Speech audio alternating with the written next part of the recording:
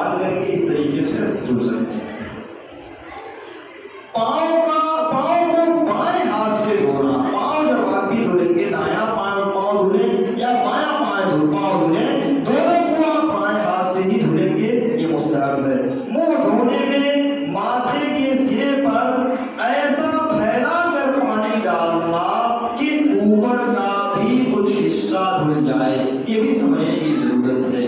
پانی آپ نے لیا، چہرہ دھلنا ہے، اور پانی لے کر کے بہت سے لوگوں کو دیکھا جاتا ہے کہ وہ اس طریقے سے کرتے ہیں اور اس طریقے سے ہاتھ پھیر لیتے ہیں۔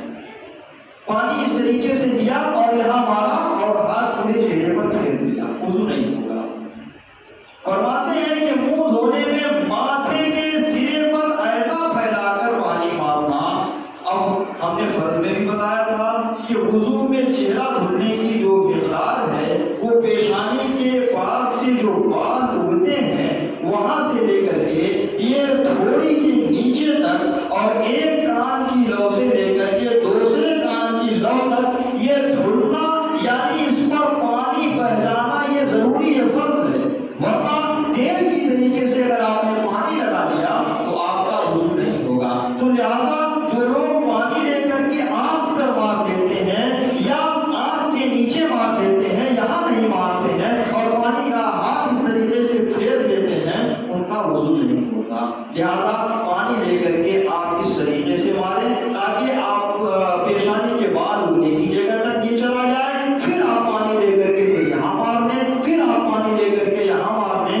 3 مرتبہ آپ نے پانی لیا، لیکن یہ چہرہ آپ کا دھلنا 1 مرتبہ ہے۔ لوگ یہ جانتے ہیں کہ ایک بار پانی لے کر کے دھل لیا تو یہ ایک بار ہو گیا، نہیں، 4 مرتبہ پانی لے کر کے اگر آپ پورے چہرے کو دھلیں گے تو جب ایک بار چہرہ دھل جائے گا تو یہ ایک بار دھونا مانا جائے گا۔ پھر آپ اسی طریقے سے دھوئیں، پھر آپ اسی طریقے سے دھوئیں۔ مثال کے طور پر 3 مرتبہ 9 مرتبہ آپ کو پانی لے کر کے یا 12 مرتبہ آپ کو پانی لے کر کے 3 بار چہرہ دھلنا ہو تو یہ چہرہ دھلنا 3 ہی بار مانا جائے گا۔ پانی لینے کا کوئی اعتبار نہیں ہے کہ پانی آپ نے کئی مرتبہ لیا، بس آپ کا چہرہ پورے طور پر دھلنا چاہیے۔ لہذا پانی لے کر کے آپ پہلے پیشانی ماتھے پر پانی ماریں تاکہ پیشانی کے بال اگنے کی جگہ پانی پہنچ جائے، پھر نیچے لیں، پھر یہاں لیں تاکہ آپ کا پورا چہرہ دھل جائے۔ اور دھلنے میں نے بتایا تھا کہ چہرے جس حصے کو دھوئیں وہاں 2 قطرہ پانی بہ جانا ضروری ہے، یہ دھونے کا مطلب ہے وضو ہے۔ تیل کی طرح پانی لگا دینے سے وضو نہیں ہوتا۔ تنبیہ، بہت سے لوگ یوں کیا کرتے ہیں کہ ناک یا آنکھ یا بھاؤں یا چلو ناک یا آنکھ یا بھاؤں پر چلو ڈال کر سارے منہ پر ہاتھ پھیر لیتے ہیں۔ وہی جو میں نے منع کر دیا، تیل کی طریقے سے لگا لیتے ہیں، ہاتھ پھیر لیتے ہیں اور یہ سمجھتے ہیں کہ منہ دھل گیا، حالانکہ پانی کا اوپر چڑھنا کوئی معنی نہیں رکھتا۔ اس طرح دھونے میں منہ نہیں دھلتا اور وضو نہیں ہوتا۔ لہذا پیشانی کے بال اگنے کی جگہ سے لے کر کے تھوڑی کے نیچے تک اور ایک کان کی لو سے لے کر کے دوسرے کان کی لو تک کا یہ پورا حصہ چہرہ ہے، پورے حصے کو آپ کو دھلنا ہے۔ دھلنا اس طور پر ہے کہ ہر حصے پر 2 قطرے پانی بہ جائیں، تب وہ آپ کا یہ چہرہ دھلنا مانا جائے گا اور آپ کا وضو ہوگا۔ اگر اس میں بے احتیاطی ہوئی، کوئی بھی حصہ خشک رہ گیا یا آپ نے ان حصوں پر تیل کی طریقے سے پانی بھر لیا، ہاتھ پھیر لیا، تو آپ کا وضو نہیں ہوگا۔ دونوں ہاتھ سے منہ دھونا، یہ بھی پیچھے بات گزر چکی تھی۔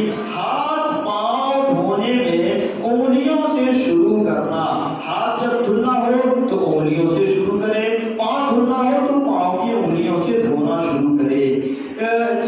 ہاتھ اور پاؤں دھونے میں انگلیوں سے شروع کرنا، چہرے اور ہاتھ پاؤں کی روشنی وسیع کرنا، جتنی جگہ پر پانی بہانا فرض ہے اس کے اطراف میں کچھ بڑھانا، مثلا نصف بازو و نصف पिंडली तक धोना।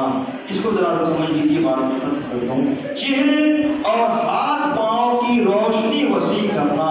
हाथ पांव की रोशनी वसी करने का मतलब ये है कि अभी जो हमने बताया कि वुजू में ये कोहनियों तक हाथ धोना फर्ज है, हाथ धोना ये कोहनियों तक फर्ज है, लेकिन इसकी रोशनी वसी करने का मतलब ये है कि यहाँ तक हाथ धुले। बाजू बाजू उसे कहते हैं, वही जो जिस पर दूल्हे को इमाम ज़ामिन माना जाता है, यही बाजू है। तो बाजू तक धुलने, धुलना तो यहाँ फर्ज है, लेकिन मुस्तहब ये है कि बाजू तक धोए।